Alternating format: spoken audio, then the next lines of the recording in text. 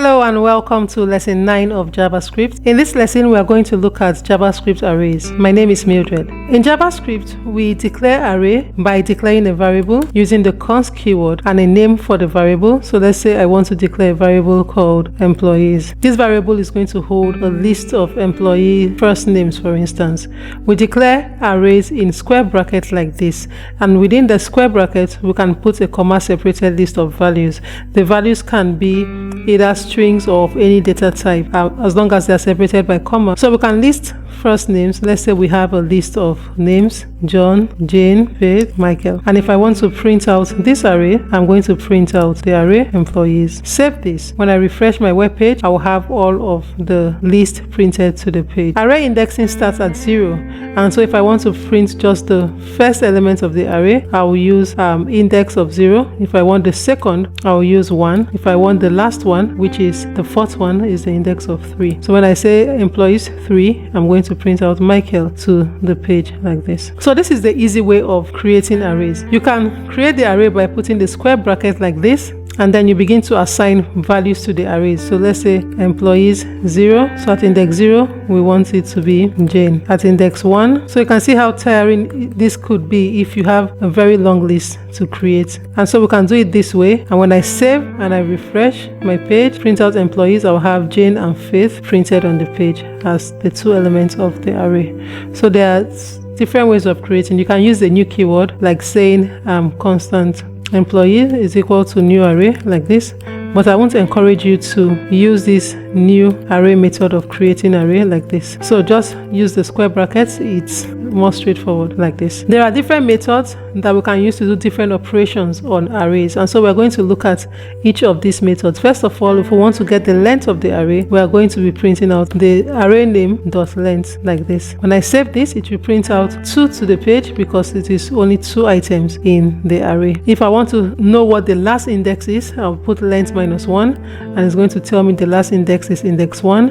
So I will know that I can now add elements to the next index, which is index 2. If I want to add elements to the end of the array, I'm going to use employees.push. So I use the push method like this, and I'll, in a pair of quotes here, I'm going to put the name I want to add here. So let's say I want to add Michael. And by the time I print out employees, I will have 3 names: Jane, Faith, and Michael. If I want to take out the last item of the array, I can say employees.pop, and so it takes out Michael. I only have Jane and Faith on the page when I refresh my page. If I want to convert to string, we can use the toString method like this, and it remains the same because it looks like it's already converted for it to be printed out to the page. But there's something we can do. We can use a join method like this and specify a kind of separator we want between the items. So let's say I want a pipe like this. I will save, refresh, and I'll have a pipe separating the names like that. So these are some of the methods we use on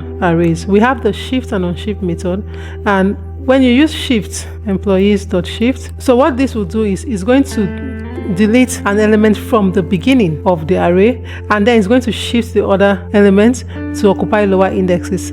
So I'm going to remove this pop so that we can have 3 items here, and then we're going to shift to remove Jane, and then Faith and Michael will take index 0 and 1. So I'm going to print out employees, and we're going to see we only have Faith and Michael on the page. We are going to unshift, and when we unshift, what we do is it's just like we are using the push method.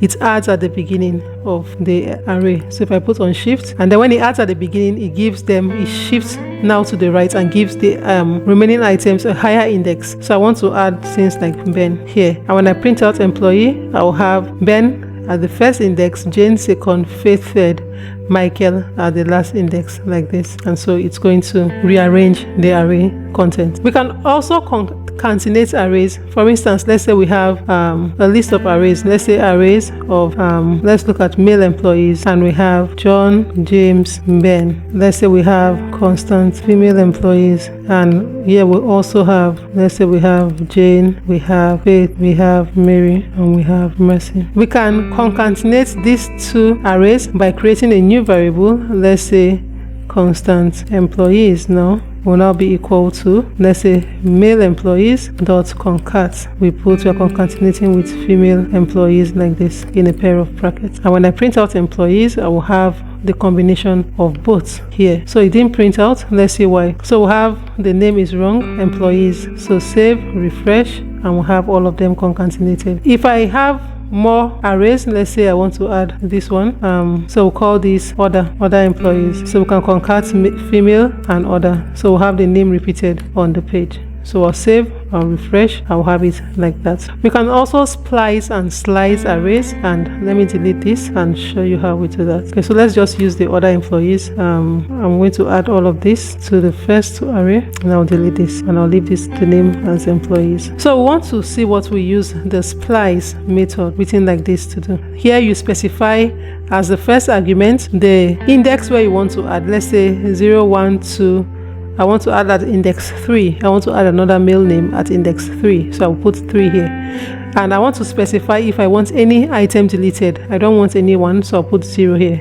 Then I'll put what I want to add starting from index 3. I want to add Gabriel, and I want to add Paul. And so what I'll do here is employees dot splice. And when I print out employees, I'll see that after Ben, we have 2 names added after Ben.